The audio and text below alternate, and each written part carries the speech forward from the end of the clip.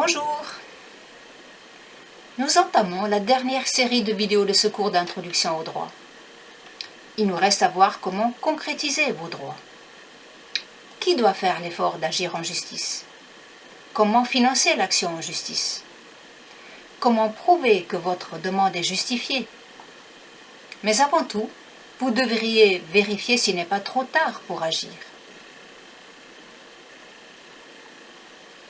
L'idéal est bien entendu que tous les sujets de droit respectent spontanément le droit. Mais la réalité, vous le savez, est autrement. Lorsqu'une personne ne respecte pas les intérêts d'une autre, un échange informel permet souvent de parvenir à un arrangement amiable. À cette fin, on peut également faire intervenir un conciliateur, un médiateur ou un avocat. Si on ne parvient pas à une solution amiable, il appartient à la personne lésée d'agir en justice pour faire valoir ses droits.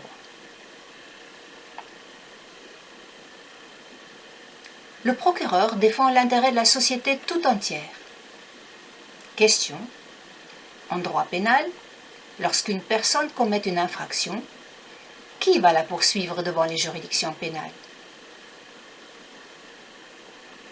C'est le rôle du procureur qui doit défendre l'intérêt général. Mais comme vous le savez, le procureur peut décider de ne pas poursuivre l'auteur des faits. Par exemple, parce qu'il considère les faits peu graves, il estime qu'il n'est pas opportun de poursuivre. Si vous êtes la victime de l'infraction et que vous tenez à ce que l'auteur des faits soit puni malgré tout, vous pouvez le poursuivre vous-même en vous constituant partie civile devant le juge d'instruction.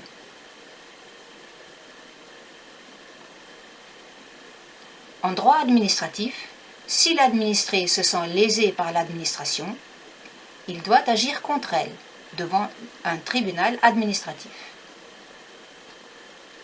L'inverse n'est pas vrai. L'administration, elle, n'a pas besoin d'agir en justice pour exécuter ses décisions contre l'administré. Elle a ce privilège, qu'on appelle le privilège du préalable.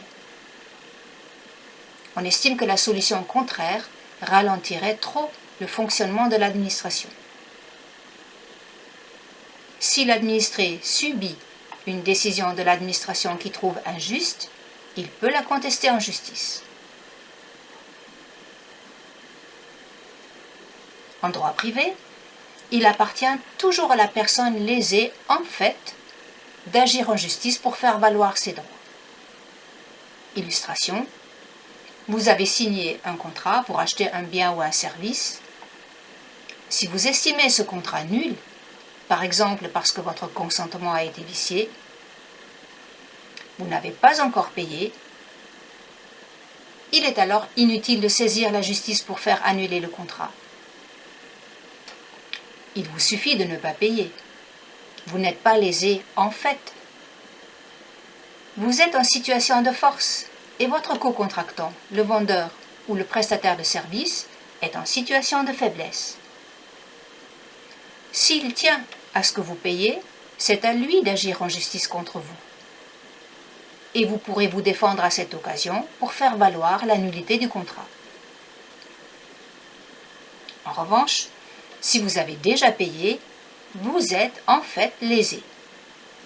Si votre co-contractant ne veut pas admettre de façon consensuelle la nullité du contrat, il vous appartient d'agir en justice contre lui pour obtenir l'annulation du contrat et le remboursement de votre argent. Vous voyez donc qu'il appartient toujours à celui qui veut changer une situation de se démener. C'est aussi ce qui explique quel tribunal est territorialement compétent, en règle générale, en matière civile et commerciale du moins. Imaginez qu'une personne demeurant à Lille veuille agir en justice contre une personne demeurant à Marseille. Question d'intuition juridique. En matière civile ou commerciale, où faut-il porter l'action en justice? Devant le tribunal du lieu où demeure le demandeur, tribunal de Lille, ou bien devant le tribunal du lieu où demeure le défendeur, tribunal de Marseille. Réponse. Il faut aller devant le tribunal du lieu du défendeur. Autrement dit, le demandeur de Lille doit faire l'effort de se déplacer et ou de charger un avocat pour saisir le tribunal de Marseille. Il ne peut pas agir devant le tribunal de Lille. C'est l'idée selon laquelle il appartient toujours à celui qui veut changer une situation de se bouger. En l'occurrence, cela correspond aussi aux règles concernant la preuve, que nous allons voir un peu plus loin. On ne peut pas présumer que l'action du demandeur lillois est justifiée. Il n'a pas encore démontré le bien fondé de son action. Et on ne présume pas que le défendeur est en tort. Cela serait un peu trop facile pour le demandeur. Il ne serait donc pas logique d'obliger le défendeur de se déplacer de Marseille jusqu'à Lille. C'est au demandeur de faire cet effort de se déplacer auprès du défendeur.